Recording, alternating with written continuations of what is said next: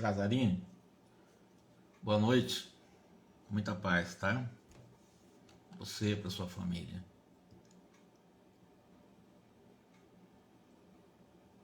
Gratidão sempre. Alice, boa noite, minha irmã. Que Jesus nos abençoe.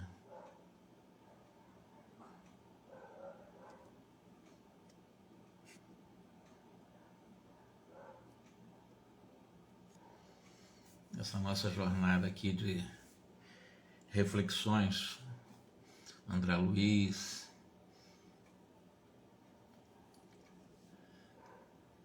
nos domínios da mediunidade, é um desafio, sabe? É um grande desafio. Mas vamos lá.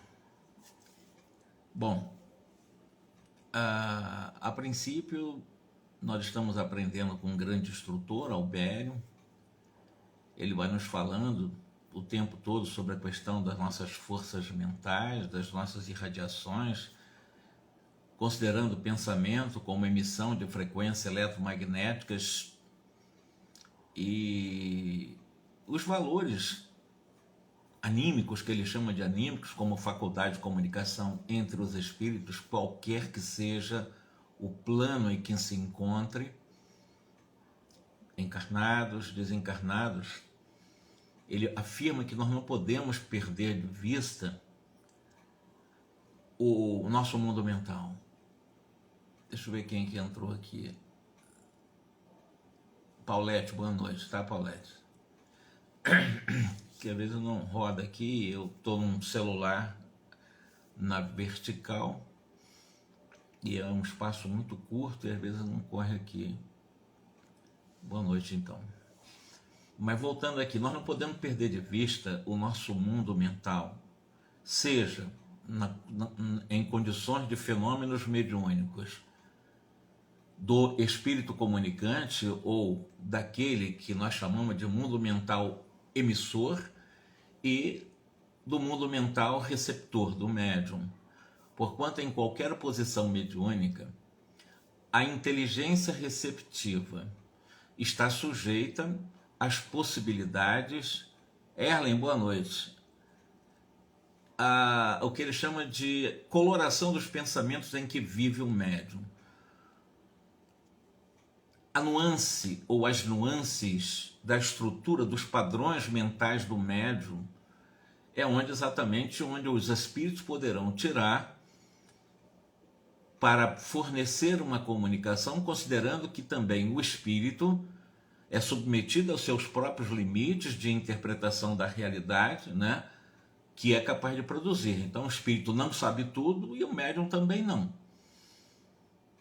Nesse processo de emissão de pensamento, de ideias, de recepção de pensamentos e ideias, de espíritos para encarnado, e tanto quanto de desencarnado para encarnado, é um fenômeno que ocorre permanentemente, mas nós estamos tratando de mediunidade. E vocês devem se lembrar que eu falei da última vez daquelas tribos primárias da África, aqueles seres primitivos africanos, que o André Luiz chama de Otentote, que são exatamente essas tribos primitivas lá da África. São seres humanos que também trabalham com mediunidade, existe mediunidade lá, não? E ele vai falar, são seres humanos, evidentemente, embora ainda num estágio primitivo. Os Otentotes ainda estão num estágio muito primitivo, considerando a civilização e tendo como parâmetro a civilização europeia. Então, ele diz o seguinte: um Otentote desencarnado em se comunicando com um sábio terrestre encarnado, não lhe poderá oferecer alguma coisa além dos assuntos triviais em que se lhe desdobraram do mundo as suas experiências primitivistas. O que um ser em condições primitivas, que tem a experiência do selvagem, do homem da selva, do silvícola, para um homem com uma estrutura intelectual muito avançada, não tem muita coisa para oferecer, exceto as suas experiências no mundo da selva. Da mesma forma, um sábio, uma pessoa com muito conhecimento, civilizado, com bastante informações, desencarnado, se entrar em relação mediúnica com esse hotentote encarnado, evidentemente, sobretudo na África, lá no seu próprio habitat africano, esse sábio não conseguirá passar muita coisa. O que ele vai passar? Não vai conseguir realmente dar possibilidade de uma cooperação mais direta e imediata com um ser que vive nas condições da selva, praticamente. A não ser que esse sábio ofereça, né, nos interesses mais imediatistas de um ser da selva, alguma coisa ligada a um tratamento de um rebanho bovino ou algum tipo de curas físicas pelo uso das forças energéticas do magnetismo que o sábio conhece, utilizando esses seres, o hotentote em si. E por isso mesmo, o próprio hotentote, esse selvagem, esse ser primitivo ainda, ele não se sentiria feliz na companhia de um espírito sábio. E o sábio também, a seu turno, não se demoraria com o hotentote. Por quê? Falta entre os dois, entre um ser da selva, é nosso irmão, mas ele é muito primário.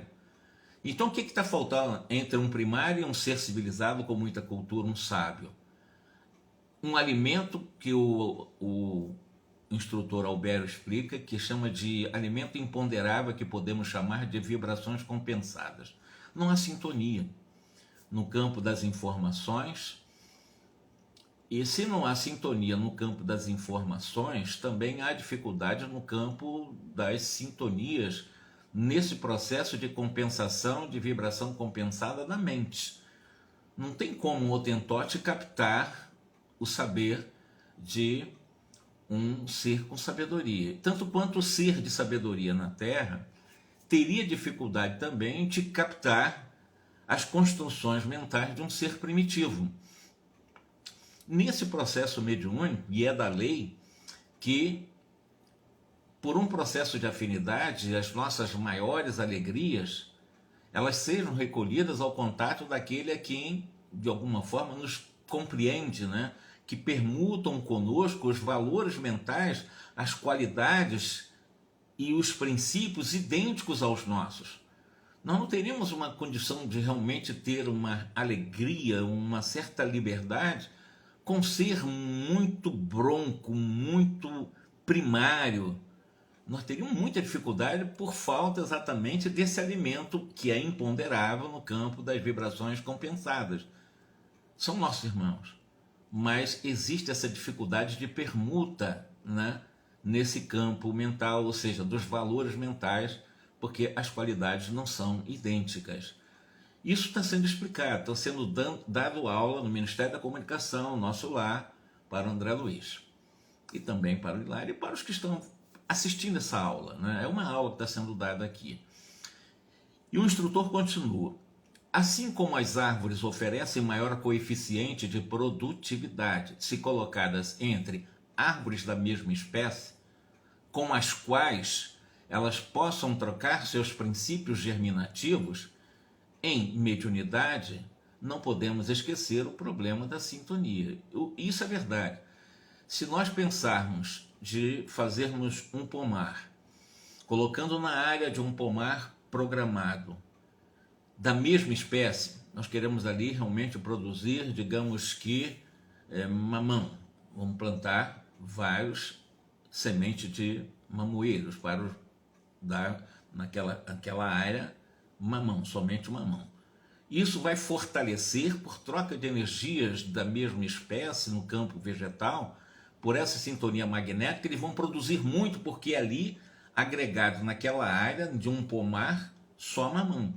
Mas se você colocar mamão, manga, pera, uva, laranja, na mesma área, a produtividade vai ser, não existirá nem produtividade. Vão produzir frutos sim, mas não haverá produtividade, que é a capacidade de você produzir em quantidade muito maior. Você tem uma possibilidade de você produzir uma quantidade muito maior. Se uma árvore pode produzir, digamos assim, 1000 frutos num processo de germinação, em uma colheita, por produtividade, se não houver produtividade, no máximo vai se escolher ali nessa árvore 200 frutos numa colheita. Isso chama-se produtividade. Então elas juntas têm produtividade. Se não estão juntas, se há espécies diferentes, não haverá. Isso acontece no campo da mediunidade, a questão das atrações, das sintonias. Nós atraímos os espíritos que se afinizam conosco, tanto quanto nós somos também por eles atraídos. É lei. Considerando essa realidade, pelas atrações, pelas afinidades, se é verdade que cada um de nós somente pode dar conforme o que tem, você não dá o que não tem, você só pode dar conforme aquilo que você tem no mundo mental. É indiscutível que cada um também recebe de acordo com aquilo que dá, é uma questão de lógica. O Hotentote é aquilo que ele pode dar, ele só pode receber aquilo que ele dá. E dentro dessa realidade, achando-se a mente na base de todas as manifestações no campo da mediunidade, tudo, eu já expliquei aqui, a nossa mente se constitui, o nosso mundo mental se constitui de todas as nossas experiências, desde a vida primária, desde as condições de ser primário, que ali foram somando experiência, até chegar nos dias de hoje, vão formando exatamente esse mundo mental, que vão se ampliando à medida em que eu vou ampliando também a minha capacidade de, nas experiências da vida encarnado e desencarnado, quando nós aprendemos tanto encarnado como desencarnado, nós vamos formando esse mundo mental, que são as nossas experiências, os nossos aprendizados. Nós vamos formando um mapa cognitivo. Então, quando nós falamos mente são as nossas informações, são o que nós aprendemos e etc. Nós vamos criando crenças nesses aprendizados. Então, todos nós temos o nosso mundo mental. E é do mundo mental que são produzidas as ideias. Pela vontade do Espírito, ele produz ideias.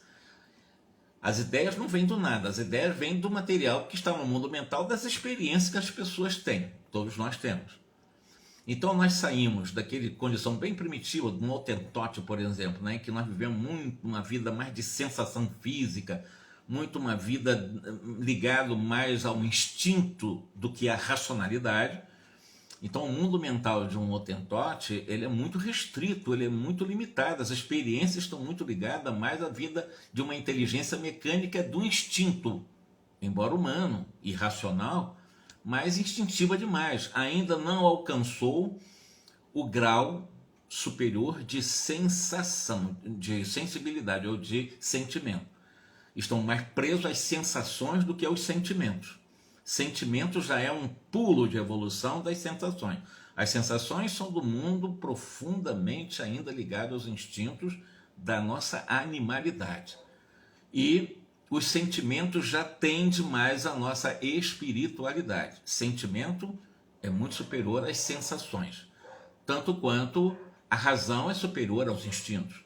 Considerando essas classificações que nós aprendemos com a doutrina espírita, achando-se a mente, então, na base de todas as manifestações mediúnicas, quaisquer que sejam os característicos em que se expressem, é imprescindível enriquecer o nosso pensamento. O nosso pensamento, ele é extraído das ideias. As ideias são extraídas desse chamado sistema, nós chamamos de sistema cognitivo. Na realidade, é um mapa cognitivo, são os nossos aprendizados, daí saem as ideias e os pensamentos. Todo pensamento gera sentimento e emoções. Incorporando-lhes os tesouros morais e culturais, os únicos que nos possibilitam fixar a luz que jorra para nós nas esferas mais altas, através dos gênios da sabedoria e do amor, que supervisionam as nossas experiências. Portanto, na realidade, as expressões que nós devemos ir de uma forma impreterível, né? Não podemos transferir isso para ninguém, é um trabalho individual, é enriquecer o nosso pensamento com os tesouros morais e culturais, aprendendo as coisas na horizontal da vida e aprendendo as coisas na vertical da vida. Os tesouros morais na vertical, os culturais nas horizontais da vida, nas nossas experiências. Nós chamamos horizontais do berço ao túmulo, né? E as verticais, as morais, estão ligadas à nossa ascensão espiritual. Esses são os únicos meios que poderá fixar em cada um de nós, dessas luzes dos nossos espíritos superiores, dos nossos anjos guardiães, que vão de alguma forma encontrar em cada um de nós, supervisionando as nossas experiências, todos os recursos para que nós possamos também, com eles, num aprendizado permanente, irmos em nossa jornada crescendo. Acertaram, foram felizes aqueles que compararam o nosso mundo mental a um espelho. Foi muito feliz essa comparação. Por quê? Porque nós refletimos as imagens que nos cercam. E se nós refletimos as imagens que nos cercam, nós arremessamos na direção dos outros as imagens que nós criamos. Considerando essa realidade, como não podemos fugir aos impositivos, aos imperativos da atração, que é uma lei universal, em todo o universo existe a lei de sintonia, a lei do magnetismo, da eletricidade, da atração, somente retrataremos claridade e a beleza moral se instalarmos em nosso mundo mental a beleza e a claridade, ou seja, é nós buscarmos o lado melhor da vida, o bem, o belo, o bom, a harmonia, a paz. Quando nós vamos somando esses tesouros morais, evidentemente nós retrataremos a claridade, a beleza, porque isso já faz parte e já é um reflexo de nossa vida íntima. Isso não é fácil, porque nós damos muita guarida para as coisas, vamos dizer assim, negativas da vida.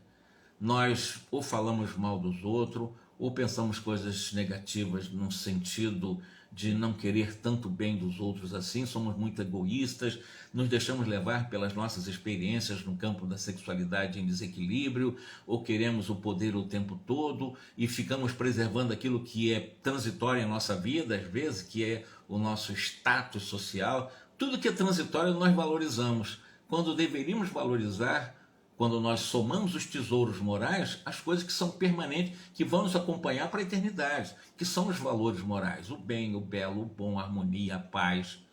Ver o lado melhor das coisas, das situações, mesmo diante das mais desafiadoras dores e decepções, ao invés de nós reclamarmos e amaldiçoarmos esses momentos, agradecermos, porque esses momentos estão nos ensinando.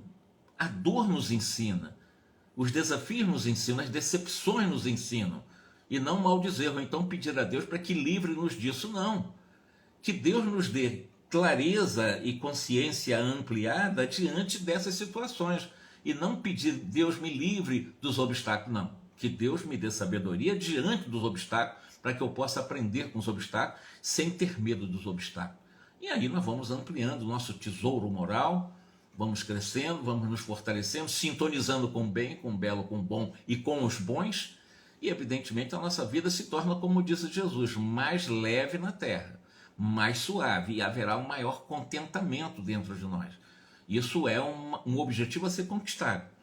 Isso depende de cada um de nós. Não adianta, isso não vai ser comprado em farmácia através de psicotrópicos, de ansiolíticos, de benzodiazepínicos, não.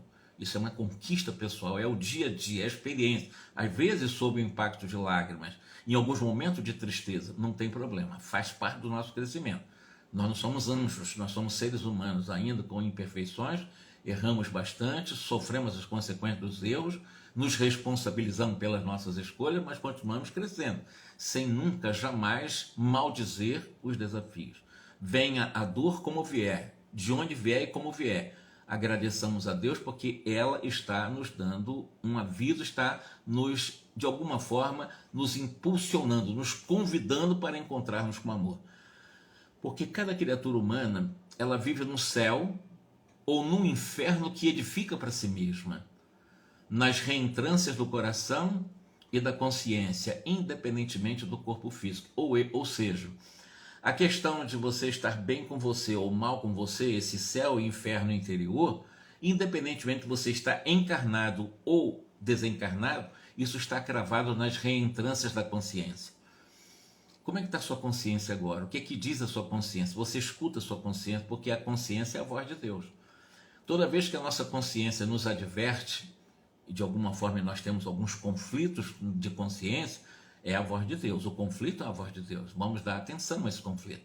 Não transformá-lo em culpa, apenas dar atenção e ver o que é que nós podemos fazer, porque o conflito está mostrando para nós de que nós ou já erramos ou podemos errar. E é buscar um caminho para acertar mais. Porque observando a vida em sua essência de eternidade gloriosa, a morte vale apenas como uma transição entre dois tipos da mesma experiência no chamado presente eterno, ou ele chama de hoje imperecível. A nossa vida é um presente eterno. Se eu ficar preso a um passado que já não faz parte da minha vida presente, mas por que eu errei? Por que eu não fiz assim, assado? Mas já passou. O que tinha que ser feito foi feito. Errado ou certo já foi feito. Se você ficar preso ao passado, isso traz tormentos, te traz angústias e culpas. Porque errou, porque não deveria ter feito assim, poderia ter outro caminho, mas já fez, não, poderia, não adianta. Esse padrão de eu poderia ter feito, deveria ter feito, já passou. É você focar no que ele chama hoje imperecível. Porque na realidade, seja na morte, seja na reencarnação, esse processo de experiências são tipos de uma mesma experiência nesse presente eterno. Quando nós desencarnarmos, nós vamos levar, o corpo fica, mas a consciência vai. Então, trazer para o aqui e agora, onde nós podemos solucionar os erros do passado sem me prender a ele. E nem ficar escravo também a um futuro que pode realmente me dizer assim, mas meu futuro vai ser péssimo porque eu já errei muito no passado. E fica nesse pêndulo entre as questões do erro do passado e um futuro meio nebuloso em que nós ficamos sofrendo por antecipação, trazendo para o coração a ansiedade, precisando desses remédios, dessas drogas, né? Pensando que isso vai resolver a questão. Não resolve. A questão só resolve a partir do aqui e agora, do presente, é o hoje imperecível. É nesse momento que nós vamos trabalhar, digamos assim, a nossa glorificação, que é a nossa ascensão. Ao desencarnarmos, chegaremos menos perturbados, pelo menos. Menos perturbados. Porque haverá uma dificuldade de uma readaptação imediata para nós, seres humanos, ainda muito aprisionados aos reflexos da vida sensual, da vida material. Mas menos perturbados já é um avanço, né? E tudo isso nós resolvemos a partir do aqui e agora. Eu sempre digo, Deus não teve passado porque é um incriado, é eterno, não terá futuro porque é infinito, por ser eterno. E Deus, se não tem passado, não tem futuro, o que ele tem? É presente. Então Deus é um presente, Deus é o momento, Deus é o aqui e agora, Deus é o hoje imperecível. Então, quando nós falamos de Deus, não estamos falando de uma energia geradora da vida presente o tempo todo. Deus é o nosso agora. Deus é o nosso presente imperecível. Então, exatamente esse colóquio com Deus nós resolvemos aqui e agora. E considerando essa realidade, é nós valorizarmos o aqui e agora, porque eu só posso solucionar as minhas questões, nas minhas escolhas, a partir de aqui e agora. E posso fazer planejamento futuro sem precisar antecipar o futuro. Basta planejar no presente, mais ou menos com perspectivas futuras, mas sem trazer o futuro para o presente, para não criar antecipadamente sofrimento que eu acho que vou sofrer, por certamente vou escolher errado. Isso são crenças limitantes. Eu tenho que criar uma crença proativa, assim, eu estou fazendo tudo para acertar, posso até errar, mas o meu objetivo é acertar. Certamente você terá uma chance enorme de acertar. Mas se você fizer um planejamento, mas eu vou errar porque eu sou fraco, você está com uma crença que te limita, certamente você vai errar. Já ir com positividade, já ir com uma visão de que você vai para acertar, embora possa errar, mas você vai com o objetivo de acertar, tá? Aí você cria uma crença muito mais inteligente, que nós chamamos de crença proativa, uma mente proativa. Isso te ajuda a caminhar, tá? Fugir daquele negócio que eu não posso, eu não consigo, eu sou incapaz, eu não valho nada, eu não dou conta, eu sou bobo mesmo, eu sou burro, eu sou um velhaco. Quer dizer, desidentificar dessas mentiras, porque nós não somos isso. Nós somos essência muito poderosa, porque nós somos luz, nós somos centelha, nós somos uma coisa importante da vontade de Deus. Deus nos criou para presentear o universo, não foi o contrário. Então, se Deus nos criou para dar presente ao universo, então nós somos muito importantes para Deus. E Deus não é o futuro nem é o passado, Deus é o presente. Então, foca no presente. É no presente que nós resolvemos as nossas questões de felicidade. Mas, continuando, vemos a mediunidade em todos os tempos, em todos os lugares na massa humana. missões santificantes nós vemos na mediunidade, mas também nós vemos guerras destruidoras, nós vemos empreitadas algumas vezes nobres e obsessões bastante terríveis, pérfidas, guardam origem nos reflexos da mente individual e coletiva. Ele está dizendo para nós que em todos os tempos, em todos os lugares, nas chamadas civilizações, grandes missões, guerras, grandes serviços e obsessões, na realidade, têm origem nos reflexos da mente individual e coletiva. Guerra, ela vem do reflexo de um desejo coletivo.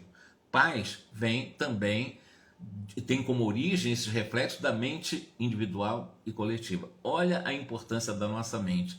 A mente constrói as bases da sociedade, seja mantendo o equilíbrio, mas essas mentes também trazem a obsessão coletiva, que são exatamente reflexos de uma mente coletiva. Considerando essa realidade, combinados com as forças sublimadas ou degradantes do pensamento de que nutrem essas mentes individuais e coletivas, nós precisamos aprender e saber a cultivar a educação, aprimorando-nos permanentemente em nome do Cristo cada dia, porque nós somos médios. E todos nós, nas linhas de atividades em que nos situamos, todos temos um contato mais ou menos direto e às vezes até mais ou menos muito claro com a espiritualidade. Então todos nós somos médios nas linhas de atividade em que nós nos encontramos. Um com maior, outros com menores sintonia. Mas de qualquer maneira, o que eu falei? Se coletivamente todo mundo pensa no mal, nós estamos criando uma força mental coletiva de poder também mediúnico. Porque os seres se interagem telepaticamente no campo físico e também no campo extrafísico. E aí nós vamos dar base também para as desarmonias na sociedade ou para a paz social. Tudo tem como base, com certeza absoluta, nessas linhas de nossas atividades sociais, a mediunidade. A mediunidade, nesse ou naquele preceito de expressão, é peculiar a cada um de nós. Mas não existe, é impossível, o aperfeiçoamento mediúnico sem comportamento modificado de cada médium. Não há possibilidade. Só aperfeiçoaremos nosso contato com o mundo espiritual superior se nós formos nos depurando moralmente, buscando o bem, o belo, o bom, a harmonia, a paz. Aí sim, eu vou estar em contato permanentemente com os espíritos superiores, me depurando moralmente, me esforçando. Não é virando santo, ninguém vira santo. É impossível alguém se santificar numa encarnação. Mas já me esforçando para praticar o bem, me esforçando permanentemente para ter como foco o bem e não desanimando se eu errar. E tendo como ponto positivo do erro, aprender com o erro para fazer de forma diferente, para buscar acertar. Esse é o caminho, é a depuração mental, a depuração moral, que vai aperfeiçoando em cada um de nós a mediunidade, sob o ponto de vista individual e coletivo. Portanto, e ele explica para nós na sua palestra, é contraproducente, quer dizer, é uma coisa que rigorosamente não produz intensificar a movimentação da energia mediúnica sem disciplinar os impulsos da mediunidade. O que é disciplina? O que foi dito por Chico Xavier, por Emmanuel, no começo, lá nos albores do seu messianato, no campo da mediunidade? Disciplina, disciplina, disciplina. Disciplinar a mente, disciplinar as nossas emoções, porque na realidade a emoção disciplinada já vem dos pensamentos, que já vem das ideias do nosso mundo mental. Então é disciplinar. Estou pensando coisa ruim, fazer uma reflexão, por que eu estou pensando coisa ruim? Onde é que vai me levar um pensamento ruim? Vai me levar para coisas boas? Claro que não. Então eu ir transformando, dando um novo significado aos pensamentos ruins, substituindo por pensamentos melhores. E aí nós vamos nos disciplinando, e vamos disciplinando os impulsos da mediunidade, evidentemente, porque sem o qual, evidentemente, é contraproducente nós intensificarmos a mediunidade em grupos mediúnicos. Não será grupo mediúnico que vai resolver minhas questões pessoais, nem familiares, nem sociais. Não é. Tem pessoa que acha que é grupo mediúnico, e se não tiver um grupo mediúnico, ele está obsedado. Tá? Tem muita gente que pensa assim, não. Os obsessores tiram as pessoas do grupo mediúnico. A maior mediunidade é o comportamento sadio. A mais importante de todas as mediunidades é você estar se comportando, você ser médio do bem. É você estar permanentemente disciplinando seus impulsos através do contato com as coisas boas. Isso é mediunidade sadia. Você é médium do bem, é médium do bom, é médium das coisas maravilhosas e harmônicas da vida. Isso é mediunidade verdadeira. Está em grupo mediúnico, recebendo espírito, tratamento espírito, isso é um detalhe. Na realidade, não adianta nós intensificarmos. E eu repito a palavra que ele utiliza, é contraproducente essa intensificação das energias mediúnicas sem o disciplina dos nossos impulsos. O nosso impulso que nos leva às nossas escolhas.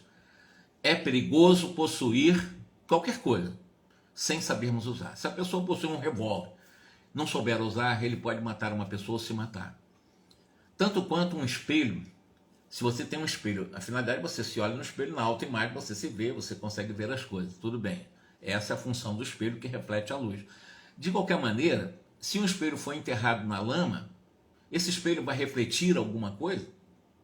Não vai conseguir sequer refletir o esplendor das luzes do sol, porque um espelho, embora possa refletir o esplendor da luz solar, se você enterrar não vai conseguir fazer isso.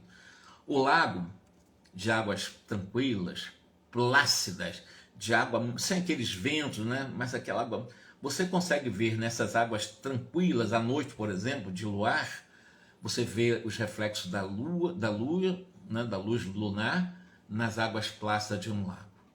Mas um lago agitado não consegue retratar a imagem da lua ou das estrelas que estão no infinito, porque as águas estão agitadas. É a mesma coisa a nós. Se nós estamos com as agitações no campo da nossa mente, com ruminações mental, pessimismo o tempo todo, achando sempre como se nós não valemos nada, aquelas crenças que são escravizantes, é agitação mental. E essa agitação mental é como um lago, né? Ela não vai conseguir permitir retratar a imagem das estrelas ou as luzes estelares ou da própria lua nas suas águas que poderiam ser plácidas, tranquilas. É você tentar conquistar a mansidão. Não é fácil no mundo de hoje, há muita competição, infelizmente, a competição vem do mundo egóico. Mas quando nós nos pacificamos, quando nós conseguimos alguns momentos de pacificação íntima, com certeza nós permitimos retratar essas luzes superiores dos nossos irmãos com maior esclarecimento do que nós. Porque nós estamos bem pacíficos e eles conseguem, através de nós, fazer brilhar a sua mensagem. Então, é perigoso usar mediunidade sem o compromisso de transformação moral. Isso, não tenho dúvida disso. Não adianta mexer com mediunidade para pensar que vai resolver problemas pessoais ou familiares. Não vai resolver. Ao contrário, pode centuplicar, ou seja, ficar 100 vezes pior. Elevemos os nossos padrões de conhecimento pelo estudo no bem conduzido. Estudar André Luiz, estudar principalmente Allan Kardec, estudar Emmanuel, estudar as obras que eu considero consagradas, que são informações seguras, não é qualquer obra também, não essas obras apócrifas que existem por aí, cheias de falsas mediunidades, não. É termos a cautela, estudar Kardec, morrer estudando Kardec, estudando André Luiz, que é uma obra consagradíssima, dos maiores líderes do movimento espírita mundial, tanto quanto o próprio Emmanuel, e buscarmos exatamente aprender. Quando a gente estuda de uma forma, nos conduzindo bem no bem estudo, nós estaremos realmente nos preparando para trabalhar com a mediunidade de uma forma eficaz, porque eu tenho boa informação, os espíritos vão utilizar esse meu mundo mental de boas informações e eu poderei realmente ser muito produtivo. Olha a produtividade lá dos vegetais. Eu poderei ser muito produtivo com a minha mediunidade e isso me trará realmente efeito positivo, claro. Mas eu estou estudando de uma forma bastante disciplinada, né? E apurar as qualidades de nossas emoções pelo exercício constante das virtudes superiores. Quando nós falamos de virtude superior, a maior de todas as virtudes é o amor, claro. Do amor decorrem todas as demais virtudes. Então, amor, justiça, caridade, tolerância, humildade, paciência, são virtudes. É irmos atrás de estarmos desenvolvendo permanentemente, pelo exercício constante, essas virtudes. No momento em que eu estou querendo explodir em irritabilidade, chamar a virtude da tranquilidade, da calma, da paciência. E assim nós vamos mudando, ressignificando.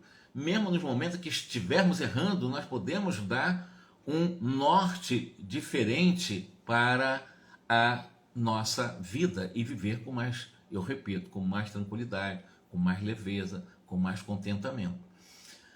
E apuremos a qualidade de nossas emoções, como eu disse, né? O que são emoções? Emoções, elas são resultantes do pensamento, porque todo pensamento são transformados em sentimentos e os sentimentos são transformados em emoção. Enquanto está no sentimento e não chegou à emoção, o corpo não ressente.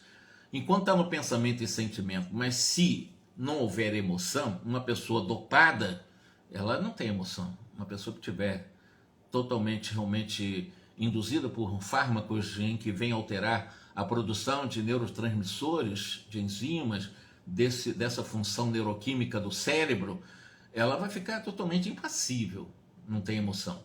Mas nós que temos chamado o nosso funcionamento cognitivo normal, quando nós pensamos, nós sentimos e isso vai desaguar no corpo físico. Você se sente mal? É porque o pensamento não foi bom, porque trouxe sentimento e emoção. Se você sentiu leveza, suavidade, é porque o seu pensamento já foi construído de ideias boas, das coisas boas, porque todos nós temos um mapa cognitivo com muitas coisas bem resolvidas. Mas tem muita coisa a serem resolvidas ainda. Mas todos nós temos coisas bem resolvidas já dentro do nosso mundo mental. Buscar as coisas bem resolvidas. Aí você vai ter uma leveza, porque o seu pensamento é bom, o seu sentimento é bom, as suas emoções são boas, você vai sentir um contentamento, uma leveza, um prazer de viver, você vai ficar com uma certa alegria de viver. São resultantes. E essa alegria de viver, que é física, são as emoções, a emoção da alegria, né? Então veja, pensamento, sentimento e emoção. E ele continua aqui: se nos propomos recolher a mensagem das grandes almas, a mediunidade não basta só por si. É imprescindível saber que tipo de onda mental nós assimilamos para conhecer da qualidade de nosso trabalho e fazer um juízo da nossa direção em relação à mediunidade. Então, mediunidade por si só não basta. Ele é um médium psicofônico, ele é um médium vidente, ele é um médium clareaudiente, ele é um médium psicógrafo, ele é um médium intuitivo. Tem vários tipos de classificações, categorias mediúnicas, analisadas por Allan Kardec, todas elas. Mas mediunidade em si não quer dizer nada. Por si só não basta. O convite da vida é nós sabermos, primeiro, pelo autoconhecimento, pela autopercepção, ou seja, vigiar e orar, saber que onda mental nós estamos assimilando dos outros encarnados e desencarnados, e procurar também entender e conhecer um pouco a qualidade dos nossos trabalhos, daquilo que nós estamos fazendo, para nós podermos fazer uma avaliação, um ajuizamento, né, da direção que nós estamos dando com a mediunidade que nós temos. Então, isso é extremamente importante. Nessa aula dada por Albério, eu acredito que nós aprendemos bastante com ele e vale nossa reflexão. Claro que é importante trabalhar a mediunidade, desde que, como ele fala aqui, né, a mediunidade não basta só por si. O importante para nós que temos mediunidade é saber que tipo de onda mental nós estamos recebendo, assimilando, tanto quanto estamos emitindo, porque a nossa mente ela é transceptora, ela recebe e emite ondas mentais também, e evidentemente conhecer, ter uma noção, perceber qual a qualidade daquilo que nós estamos fazendo no dia a dia, na família, fora da família, na sociedade, em qualquer lugar, né? E fazer essa avaliação, ou seja, ajuizar da direção que nós estamos dando os nossos ideais. Nós realmente queremos seguir com sinceridade, com honestidade, mesmo e a despeito de todas as nossas imperfeições, mas seguir a cartilha de Jesus, isso é o que eu quero mesmo, ou estou em auto-engano apenas me refugiando no Evangelho, tentando fugir dos desafios da vida? Não vai resolver. Jesus, ele é uma inspiração para que nós possamos ter coragem de enfrentar os desafios da vida. Ele enfrentou os desafios da vida e foi para a cruz. Qual seria o nosso destino? Já que nós somos seguidores de Jesus e Jesus não fugiu da cruz. Então, ninguém reencarna para ficar realmente só de ilusões, de falsas alegrias, de falsas felicidades, indo para as redes sociais, né? Através dos Facebook da vida e Instagram da vida e tal, cheio de sorriso superficialíssimo, de uma felicidade que não é real, embora um sorriso de aparentes felicidade, né? Se locupletando daquilo que é ilusório na vida transitória da vida, e realmente só para, olha, eu sou feliz, no fundo está tentando dar um grito para o mundo, dizendo, eu sou muito infeliz, estou tentando mentir para vocês que eu sou feliz. É mais ou menos isso que acontece. É mais ou menos isso que acontece, porque a felicidade é uma coisa tão íntima, tão verdadeira, E a felicidade ela é compartilhada não de forma para mostrar que eu sou mais feliz. A felicidade é compartilhada democraticamente, ou seja, você é feliz, você irradia felicidade sem mostrar para os outros que você é mais feliz do que ela. Porque qualquer pessoa que tente mostrar que é mais feliz, porque é muito mais feliz, você é tão infeliz, é do mundo egóico, é mentira, ela é muito infeliz. Porque a felicidade não precisa mostrar para os outros, ao contrário, você espalha essa felicidade através da irradiação. A pessoa nem, às vezes pensa até que você não é tão feliz, mas você joga para ela a felicidade e ela vai sentir esse contato dessa verdadeira energia de fraternidade. Isso é felicidade. É muito diferente dessa felicidade humana aí. Faltam uns 20 minutos. Eu vou fazer uma introdução agora do segundo capítulo. Nós entramos agora no segundo capítulo. E analisar o psicoscópio. Eu já fiz um artigo, eu escrevi um artigo sobre o psicoscópio. E ao fazer esse artigo, claro que eu me baseei nesse capítulo. Eu vou até fazer o seguinte, sabe?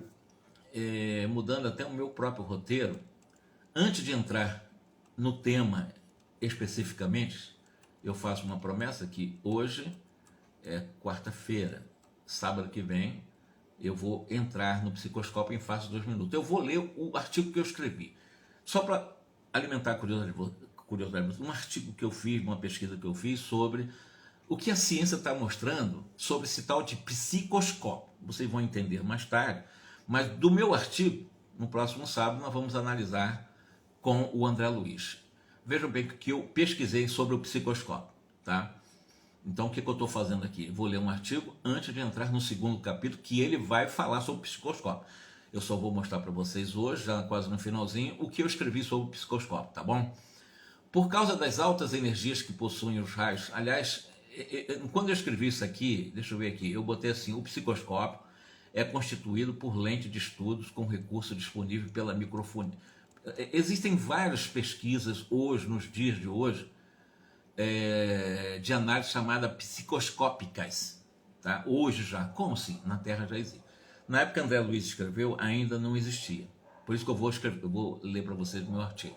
Porque quando o André Luiz abordou o tema psicoscópio, a Terra alguém tinha tentado inventar um psicoscópio para analisar as nossas emoções, os nossos pensamentos, as nossas vibrações, a frequência das nossas energias. Mas o que hoje se tem na ciência? Olha só. A psicoscopia diante da ciência atual, que lê e interpreta as emoções humanas. Pesquisadores, eu fui buscar isso, tá? Do chamado MIT, que é o Instituto Tecnológico de Massachusetts, lá nos Estados Unidos, desenvolveram um sistema que detecta o estado emocional de uma pessoa por meio de sinais de wireless, né? Wireless é o que nós sabemos, aquelas coisas sem fio, né? Sinais sem fios. Trata-se do que eles chamam de EQ-Radio. Vou botar em português. EQ-rádio. Um router, né, de Wi-Fi que tem a capacidade de, aspas, ler as nossas emoções. Através dos sinais de radiofrequência, o router consegue captar padrões do ritmo cardíaco da respiração. O aparelho afere o estado emocional, muita gente já usou esse router para análise de frequência cardíacas, né? Das pessoas em todas as circunstâncias da vida. Um médico, um psicólogo, um professor, entre outros, pode acompanhar a saúde física, psíquica, emocional e até intelectual em qualquer lugar que o seu paciente ou aluno esteja, através dessas frequências, né, Wi-Fi, né, pelas ondas. Ao medir as mudanças sutis dos ritmos respiratórios e cardíacos, o EQ-Radio consegue detectar se uma pessoa está animada, feliz, irritada, tensa, triste, mentindo, e pode fazer isso sem sensores colados no corpo, como hoje aqui ainda usamos. Porque na realidade esse aparelho router, ele funciona através de Wi-Fi, wireless, né? E essa pesquisadora chama-se Dina Katabi, que é a líder desse projeto do Laboratório de Ciência da Computação e da Inteligência Artificial lá do MIT. Garante que o sistema poderá ser utilizado nos cuidados com a saúde e com também a questão do aprendizado. Pela indústria, por exemplo, do cinema, segundo essa pesquisadora, por exemplo, aqueles que fazem propaganda em cinema, em televisão, etc., esses aparelhos também podem utilizar em teste para medir a reação em tempo real dos espectadores ao assistir, por exemplo, um filme, ao ver um anúncio, por exemplo, qual é a reação dela, e isso vai fazer uma análise também. Então, por similaridade a esse assunto que nós estamos realmente lendo aqui, no domínio da mediunidade, por exemplo, na obra lemos sobre o emprego do psicoscópio pela espiritualidade, que nós vamos ler, que eu disse sábado que vem, que funciona à base de eletricidade e magnetismo. Então é um aparelho, esse psicoscópio que nós vamos estudar sábado que vem, é um aparelho que funciona à base de eletromagnetismo, utilizando esse elemento, inclusive, radiantes, muito próximo, aparecendo, chamados raios gama. Os raios gamas têm uma frequência muito mais intensificada do que um raio-x, por exemplo, né? Ou raio alfa, ou raio beta, mas de qualquer maneira é um raio bastante intenso, consegue penetrar no corpo. É aparelho espiritual constituído por lentes de estudo com recursos disponíveis para microfotografia transcendente. Nós vamos ler isso também no próximo sábado, que isso é o psicoscópio. Eu estou mostrando que é o psicoscópio no meu artigo. Portanto, é um equipamento eletrônico construído no além para definir as qualidades das vibrações mentais emanadas de encarnados e desencarnados, registrando os mais íntimos sentimentos de que são portadores aqueles a qual são submetidos a uma análise psicoscópica. Deste modo, o psicoscópio, dentre outras possíveis finalidades, é utilizado, por exemplo, num grupo mediúnico com o objetivo de análise da personalidade de seus integrantes, a fim de medir-lhes as reais possibilidades de trabalho. Por exemplo, existem instrutores do além que afirmam que os encarnados, nós, somos geradores de força eletromagnética como uma oscilação que ele chama por segundo registrado pelo nosso coração.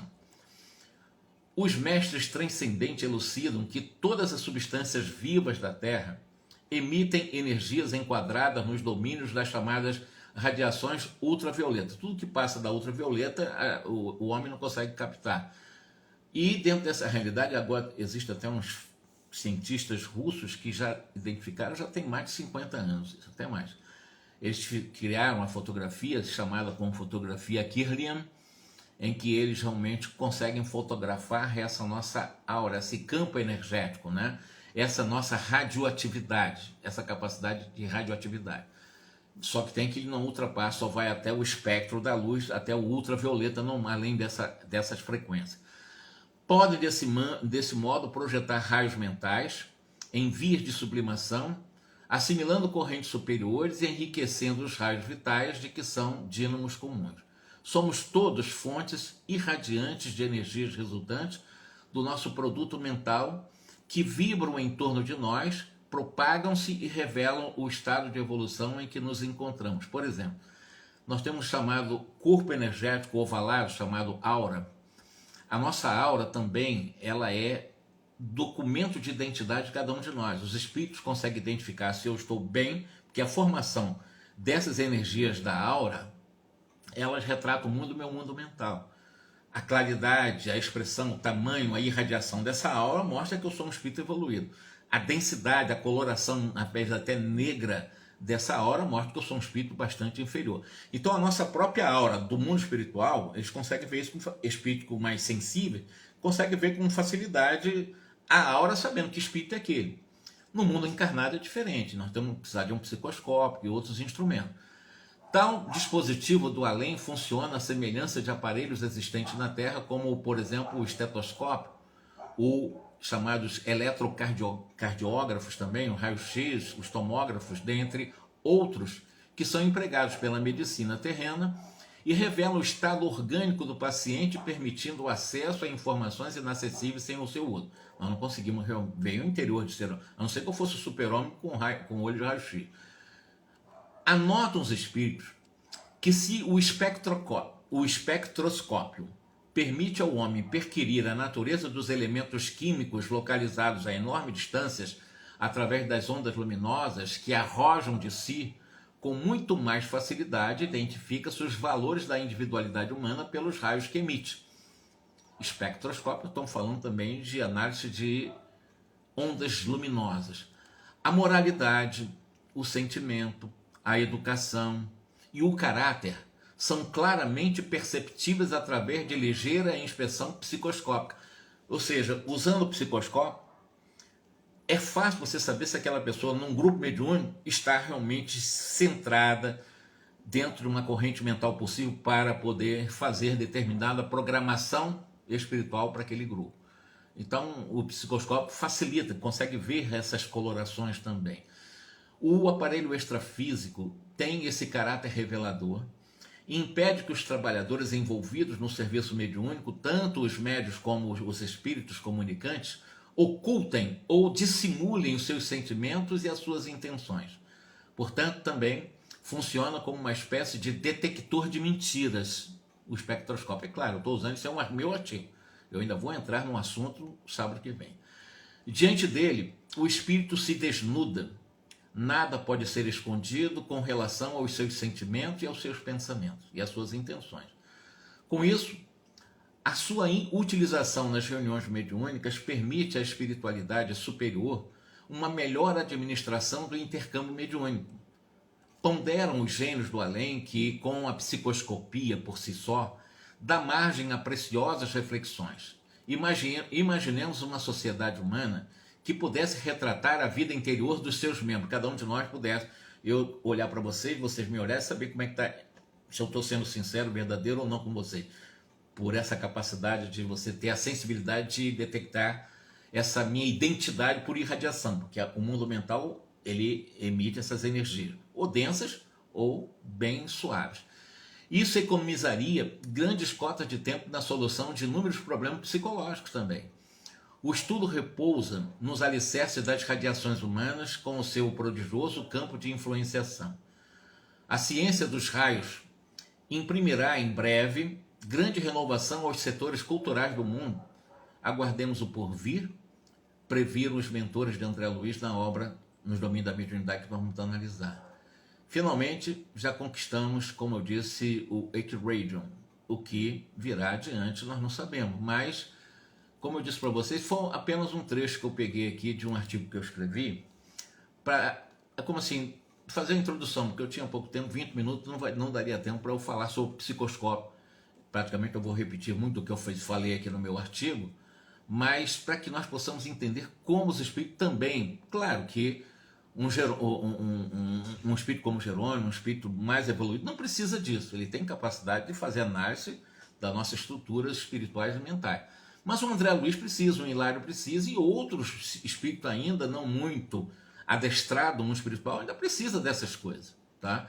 Precisa desse equipamento do mundo espiritual. Agora, na Terra, eu disse para vocês, já estão indo por esse caminho para poder identificar emoções, sentimentos e intenções dos seres humanos, já em universidade de ponta, como a de Massachusetts, né, que já está entrando nesse caminho. Ok? Eu vou ficar por aqui, vou deixar para o próximo sábado, aí sim entrar, conforme André Luiz, sobre análise do psicoscópico, agora conforme André Luiz. O que eu fiz aqui foi só trecho de um artigo que eu escrevi, tá ok? Alguma coisa vai ser repetida porque eu tirei como fonte nos domínios, exatamente nos domínios da mediunidade, tá ok? Olha, um grande abraço para vocês, muito obrigado mesmo, muito obrigado, Paulette, pelo retorno, né? E que nós possamos ter, né, essa capacidade de poder realmente ser compreendido, que às vezes eu viajo muito com algumas palavras, mas que eu possa chegar ao coração de cada um de vocês, tá bom? Muita paz, uma ótima noite e muitíssimo obrigado e até sábado que vem. Muita paz.